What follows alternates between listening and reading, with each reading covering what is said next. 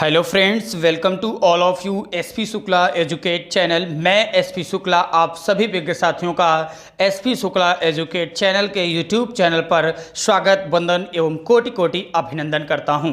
आज हम बात करने वाले हैं आपसे संत परंपरा की। जब बात आती है, भक्ति परंपरा की बात आती है, तो रामानंद का नाम शुरुआत में ही आप पढ़ते हैं और रामानंद से कई सारे प्रश्न आपके परीक्षाओं में पूछे जाते हैं। तो इस सेशन में हम बात करने वाले हैं आपसे रामानंद के बारे में। चलिए बिना देर किए हुए आगे बढ़ते हैं। इससे पहले कि वे साथी जो चैनल पर पहली बार विजिट कर रहे हों, चैनल को सब्सक्राइब और बेल आइकन को जरूर प्रेस कर लें, जिससे कि आने वाली सभी क्लासेस का नोटिफिकेशन आपको साथ समय मिल सके। वीडियो अच्छी लगे तो वीडियो को लाइक और शेयर करिएगा।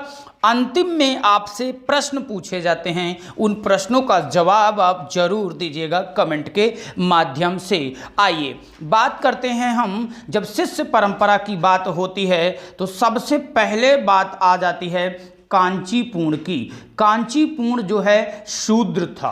क्या था? शूद्र था। कांचीपुर के शिष्य का नाम रामानुज है और रामानुज के शिष्य का नाम राघवानंद है और राघवानंद के शिष्य का नाम रामानंद है। हम पढ़ने वाले हैं रामानंद के बारे में, लेकिन कुछ बातें जान लीजिए। जैसे आप रामानुज को देख रहे हैं, ये भक्ति के आद्य आचार्य माने जाते हैं और रामानुज और राघवानंद में जो सबसे बड़ा अंतर है वो भी आप समझ लीजिए। पहले जो शिष्य परंपराएं हुआ करती थी वह केवल और केवल द्विज जातियों को ही शिक्षा दी जाती थी। द्विज का मतलब ब्राह्मण। पहले की जो ऋषि परंपरा चलती थी वह ब्राह्मणों को ही शिक्षा दी जाती थी।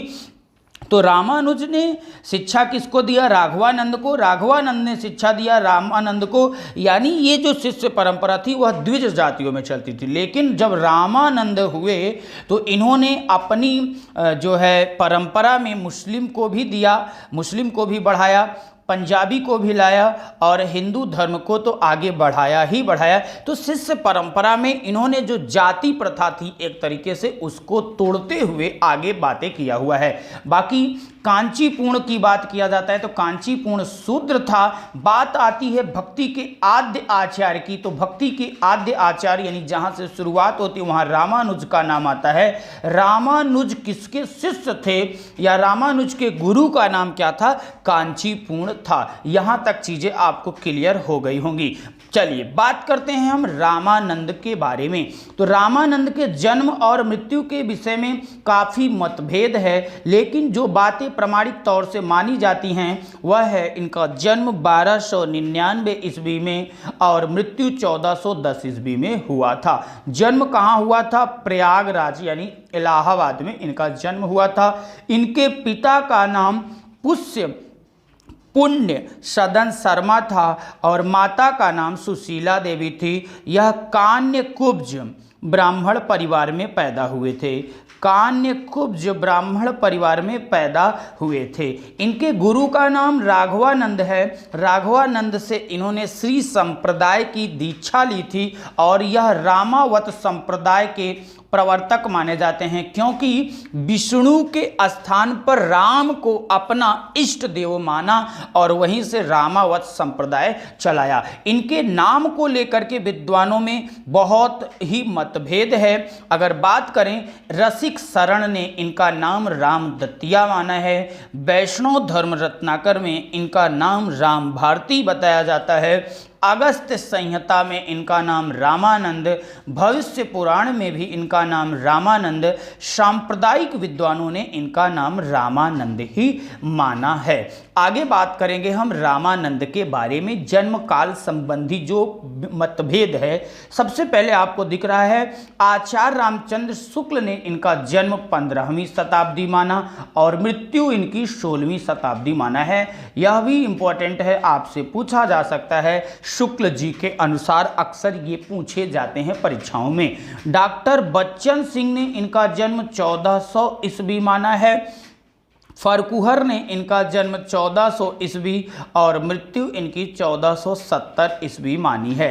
अगस्त संहिता के अनुसार इनका जो जन्म माना जाता है वह 1299 ईस्वी माना जाता है और जो सर्वमान्य मत है या जो सर्वमान्य समय है वह 1368 ईस्वी से लेकर के 1468 ईस्वी के बीच माना जाता है। देखिए यहाँ पर लिखा गया कि 1368 से लेकर के 1468 के बीच, और पीछे आपको बताया गया कि 1299 से लेकर के 1410, 1299 से लेकर के 1410, क्योंकि कुछ लोग 1410 का अंतिम भाग मानते हैं, इसीलिए 1411 भी आपको कई विद्वानों के अनुसार देखने को मिल सकता है। बहुत ज़्यादा इस पर हमें उलझने की जरूरत नहीं है, एकदम पॉइंट टू पॉइंट चीज़ों को आप जानिए।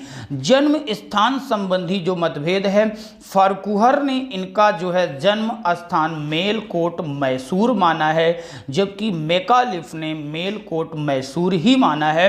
और रामावत संप्रदाय में इनके जन्म के बारे में प्रयागराज उत्तर प्रदेश को माना गया है, जो कि सर्वमान्य मत भी है। यानी यदि आपसे प्रश्न पूछा जाए कि रामानंद का जन्म किस स्थान पर हुआ था, तो आप प्रयागराज ही बताएंगे। आगे बात करते हैं इनकी रचनाओं के बारे में। इनकी रचनाओं में भी काफ़ी विद्वानों में मतभेद देखने को मिलता है। इनकी जो प्रारंभिक 2 रचनाएं हैं, इन्हीं 2 रचनाओं को ही विद्वानों ने प्रामाणिक माना है और इन्हीं 2 रचनाओं को ही इनकी रचना माना है। बाकी और रचनाओं के साथ इनके संबंध को केवल व्यक्त किया है, बाकी मानी इन्हीं की रचना जाती। जैसे आपको पहली रचना इनकी दिख रही है, श्री वैष्णव मताब्ज भास्कर, श्री रामार्चन पद्धति। ये 2 रचनाएं जो हैं यह संस्कृत भाषा में हैं। कौन सी भाषा में है साथियों? संस्कृत भाषा में उल्लिखित रचनाएं हैं, जिसको कि प्रामाणिक माना गया है। श्री वैष्णव मताब्ज भास्कर, श्री रामार्चन पद्धति। बाकी आप देख रहे हैं गीता भाष्य, उपनिषद भाष्य, सिद्धांत पटल, राम रक्षा स्तोत्रम। राम रक्षा स्तोत्र कहा जाता है कि बीमारी, आपको कोई बीमारी हो, जुखाम बुखार, दवा के लिए जो है राम रक्षा स्तोत्र मंत्र के जो है मंत्रोच्चारण करने से जो है सारी व्याधाएं जो होती हैं वह कट जाती हैं। योग चिंतामणि, रामाराधनम, वेदांत विचार, रामानंदादेश, ज्ञान तिलक, ज्ञान लीला, आत्मबोध, राम मंत्र जोग ग्रंथ। कुछ लोगों ने आत्मबोध और उसके बाद राम मंत्र जोग को अलग कर दिया है, लेकिन यह एक ही है, आत्मबोध राम मंत्र जोग ग्रंथ। अध्यात्म रामायण, हनुमान आरती, श्री राम आरती, राम तारक मंत्र, कुछ फुटकर रचनाएं भी मानी जाती हैं। तो ये हैं रामानंद की रचनाएं जिस पर आपसे मैंने चर्चा किया। अब बात करते हैं कुछ महत्वपूर्ण बिंदुओं से जहां से बन सकते हैं आपके परीक्षा में प्रश्न। पहला पॉइंट दिख रहा है, हिंदी में राम भक्ति के पुरस्कर्ता कौन माने जाते हैं, पूछा जाता है। तो हिंदी में राम भक्ति के पुरस्कर्ता रामानंद को माना जाता है। आचार्य रामचंद्र शुक्ल ने इन्हें हिंदी राम भक्ति काव्य का पहला कवि भी माना है। बहुत ही इंपॉर्टेंट क्वेश्चन है, आपसे पूछा जा सकता है कि रामचंद्र शुक्ल के अनुसार राम भक्ति काव्य परंपरा का पहला कवि कौन है, तो आप बताएंगे रामानंद। रामानंद दिल्ली के सुल्तान सिकंदर लोदी के समकालीन थे। तो यह भी पूछा जा सकता है कि रामानंद किसके समकालीन थे, सिकंदर लोदी के समकालीन थे। कबीर की यह पंक्तियां हैं कि भक्ति को दक्षिण से उत्तर लाए, तो भक्ति को दक्षिण से उत्तर लाने में जो मेन भूमिका है वह रामानंद का ही है। जैसे कि कबीर ने कहा, भक्ति द्रविण उपजी लाए रामानंद, प्रगट किया कबीर ने 7 दीप 9 खंड। यानी यहाँ पर प्रगट कब हुए ये भी बातें कह रहे हैं। डॉक्टर सत्येंद्र के अनुसार क्या लिख रहे हैं, भक्ति द्रविण उपजी प्रगट कियो रामानंद। ये पंक्ति आप अक्सर दोनों पंक्तियां दिख जाती हैं, तो आप बच्चे ये नहीं समझ पाते कि कौन सी पंक्ति कबीर की है और कौन सत्येंद्र के अनुसार है। श्री रामार्चन पद्धति नामक पुस्तक में अपनी पूरी गुरु परंपरा दी है। उनके अनुसार रामानुजाचार्य उनसे 14 पीढ़ी ऊपर थे। यानी अभी अभी आपने पढ़ा रामानुजाचार्य के बारे में, मैं आपको पीछे दिखा दूं, ये देखिए रामानुज यानी रामानुजाचार्य। तो यानी इनसे पहले राघवानंद, राघवानंद से पहले रामानुजाचार्य, ये 14 पीढ़ी का अंतर है। 14वीं पीढ़ी का अंतर है, यह भी बातें कह रहे हैं। क्वेश्चन आपसे पूछा जा सकता है कि अपनी गुरु परंपरा का वर्णन इन्होंने किसमें किया है, तो श्री रामार्चन पद्धति नामक पुस्तक में इन्होंने अपनी गुरु परंपरा का वर्णन किया है। और बहुत इंपॉर्टेंट पॉइंट, हजारी प्रसाद द्विवेदी ने रामानंद को आकाश धर्मा गुरु कहा है। कैसा गुरु माना गया है या कैसा गुरु माना, आकाश धर्मा गुरु माना, यह भी प्रश्न बहुत मर्तबे पूछा जा चुका है। रामानंद ने एक उत्साही विरक्त दल का संगठन किया जो कि वैरागी के नाम से प्रसिद्ध है। वैरागियों को अवधूत भी कहते हैं, तो यह भी प्रश्न आपसे पूछा जा चुका है। वैरागी संप्रदाय को रामावत व रामानंद संप्रदाय नाम से भी जाना जाता है। रामानंद संप्रदाय की गद्दी कहाँ पर है, गलता। गलता कहाँ है साथियों, ये जयपुर राजस्थान में अनंतानंद के शिष्य कृष्णदास पैहरी ने स्थापित की। किसने ये स्थापित किया, तो अनंतानंद के शिष्य कृष्णदास पैहरी ने रामानंद संप्रदाय की गद्दी जो थी उसको गलता में स्थापित किया। पहले गलता की गद्दी पर नाथ पंथियों का अधिकार था। कई मर्तबे ये प्रश्न आपके परीक्षाओं में पूछा जा चुका है। रामानंद को उत्तर तोत्रादि कहा गया है। इन्हीं विशेषताओं के कारण रामानंद को उत्तर का तोताद्रि भी कहा जाता है या कहा गया है। कीलदास की प्रवृत्ति राम भक्ति के साथ ही योगाभ्यास की ओर भी हुई। इससे रामानंद की वैरागी परंपरा में तपसी शाखा का उदय हुआ। कीलदास के बाद तपसी शाखा के कीलदास के शिष्य द्वारका दास ने बढ़ाया है, यानी इसके बाद की जो परंपरा चली इन्होंने बढ़ाया। आचार्य शुक्ल ने यानी आचार्य रामचंद्र शुक्ल ने वैष्णव मताब्ज भास्कर और श्री रामार्चन पद्धति, जो कि दोनों संस्कृत को ही रामानंद की प्रामाणिक रचनाएं माना है।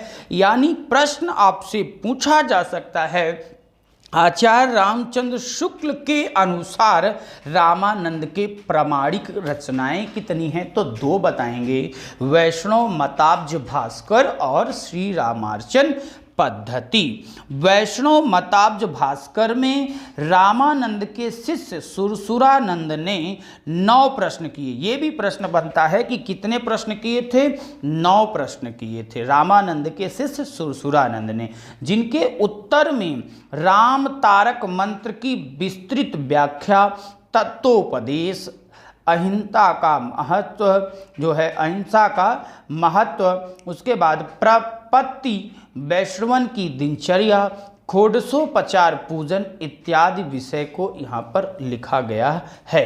अगला पॉइंट है, रामानंद ने रहस्य त्रय द्वारा अपने मूल मंत्र, द्वय मंत्र और चरम मंत्र को नया रूप दिया।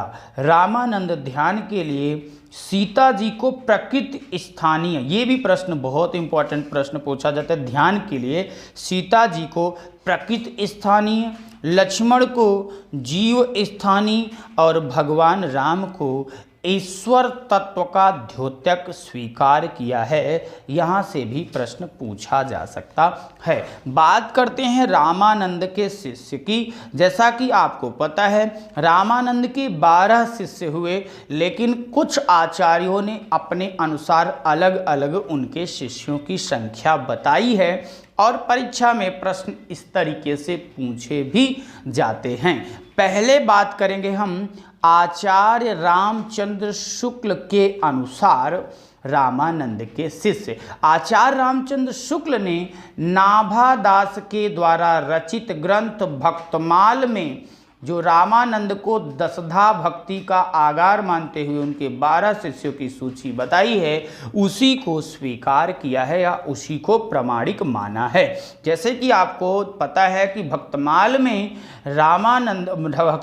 नाभादास ने लिखा है, अनंतानंद कबीर सुखा सुर सुरा पद्मावती नरहरि, पीपा भावानंद रैदास धना सेन सुर की घर हरी। इसको आप गा करके भी याद कर सकते हैं। कैसे? अनंतानंद